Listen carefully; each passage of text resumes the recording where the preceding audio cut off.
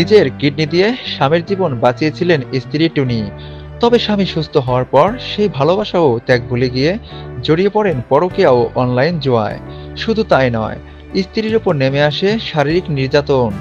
মারধর করে তাকে বাড়ি থেকে বের করে দেন, আর প্রেমিকার সঙ্গে সংসার শুরু করেন তিনি।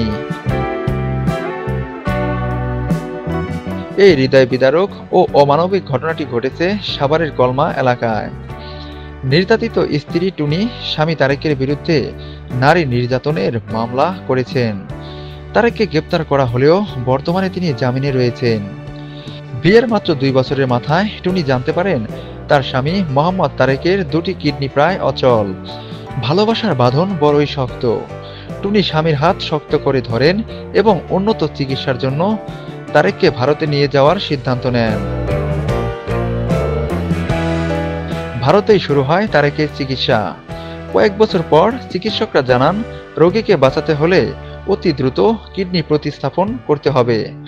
তখন স্ত্রী টুনি এগিয়ে আসেন।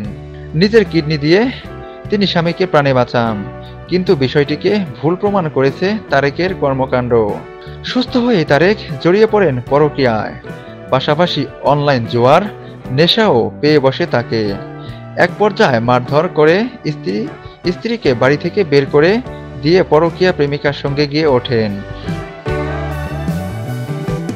টুনি গণমাধ্যমকে বলেন, তারেককে কিডনি দেওয়ার পর আমার শারীরিক অবস্থা ক্রমশ অবনতির দিকে চলে যায়। 7 দিন আইসিইউতে রাখা হয়।